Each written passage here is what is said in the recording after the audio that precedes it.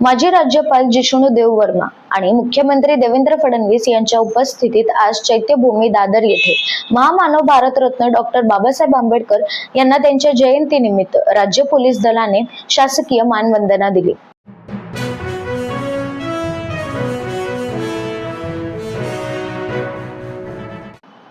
मुंबईतील चैत्यभूमी दादर येथे महामानव डॉक्टर बाबासाहेब आंबेडकर यांच्या 135व्या जयंतीनिमित्त माजी मुख्यमंत्री खासदार नारायण राणे व पालकमंत्री नितेश राणे यांनी भारतरत्न डॉक्टर बाबासाहेब आंबेडकर यांच्या स्मारकास अभिवादन केले।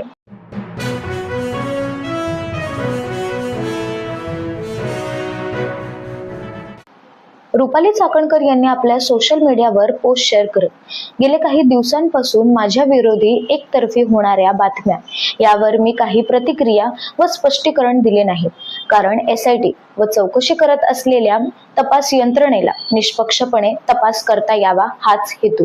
रुपाली चाकणकर यांनी आपल्या सोशल मीडियावर हा पोस्ट शेअर केला आहे।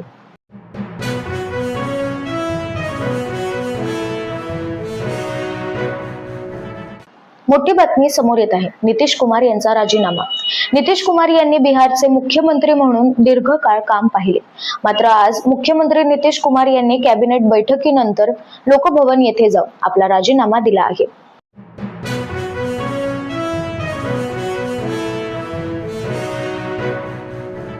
कॉन्सर्टमध्ये ड्रग्ज ओव्हरडोसमुळे दोघांचा मृत्यू।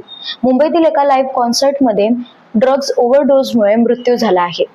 मृत्यू झालेले हे दोन विद्यार्थी असून मुंबईत घडलेल्या या प्रकरणामुळे खळबळ उडाली आहे।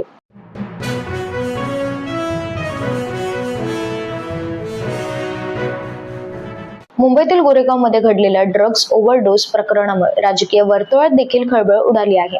याबाबत वर्षा गायकवाड यांनी देखील प्रतिक्रिया दिली आहे। ड्रग्ज कोण विकते याबाबत पोलिसांना माहिती कशी नाही, तर रेव पार्टीला परमिशन कशी देतात, असा सवाल उपस्थित करत वर्षा गायकवाड यांनी सरकारवर जोरदार निशाणा साधला आहे।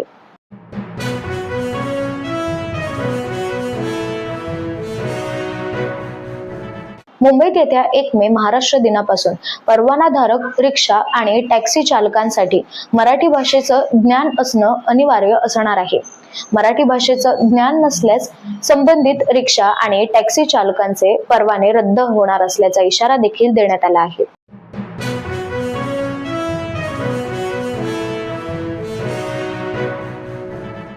तहसीलदार कार्यालय कुर्ला अंतर्गत नवीन अत्याधुनिक नागरी सेतू सुविधा केंद्र मुलुंड येथे स्थापन करण्यात आले असून सांस्कृतिक कार्यमंत्री ॲडव्होकेट आशिष शेलार यांच्या हस्ते या नवीन सेतू सुविधा केंद्राचे उद्घाटन करण्यात आले। यावेळी केंद्राच्या माध्यमातून विविध शासकीय सुविधा एकाच छताखाली उपलब्ध होणार असल्याचं सांस्कृतिक कार्यमंत्री ॲडव्होकेट आशिष शेलार यांनी म्हटलं आहे।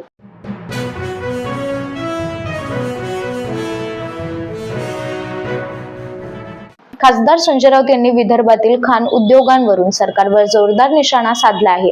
रॉयल स्टील नावाची कंपनी परिसरातील पर्यावरणाचे मोठे नुकसान करत आहे। पर्यावरण मंत्रालयाच्या भूमिकेवर प्रश्नचिन्ह उपस्थित करत यासोबतच इतर प्रश्नांवर सरकारने कठोर भूमिका घ्यावी अशी मागणी देखील खासदार संजय राऊत यांनी केली आहे।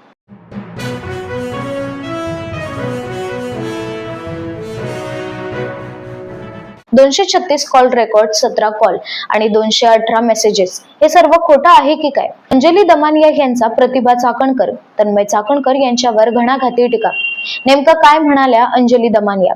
आढावा घेऊयात।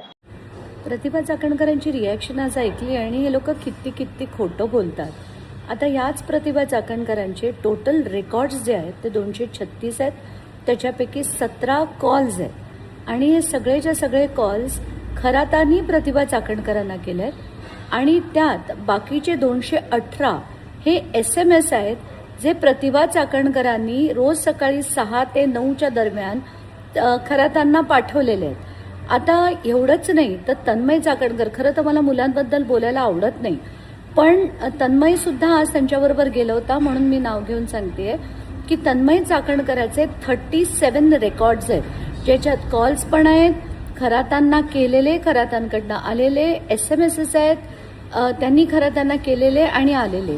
तर हे जे सगळे म्हणतायत की आमचं काहीच नाही आहे आणि हे खोटं आहे, त्या सह्या खोट्या आहेत, हे दादांत खोटं आहे। दुसरी गोष्ट म्हणजे जयश्री काळे पालवे ज्या त्यांच्या वकील म्हणून गेल्या होत्या, त्या सदस्य आहेत एका आयोगाच्या, आणि आयोगाच्या सदस्यांना कुठलीही प्रायव्हेट वकिली करता येत नाही. असं असताना सुद्धा त्या तिथे जाऊन त्यांनी आज खरं तर राष्ट्रवादीने त्यांना कदाचित पाठवलं असेल प्रतिभा चाकणकरांबरोबर. तर ह्या सगळ्या गोष्टी बघून ना किती खोटं ही आणि किती सहजपणे बोलतात हे त्याच्यावरनं दिसतंय आपल्याला.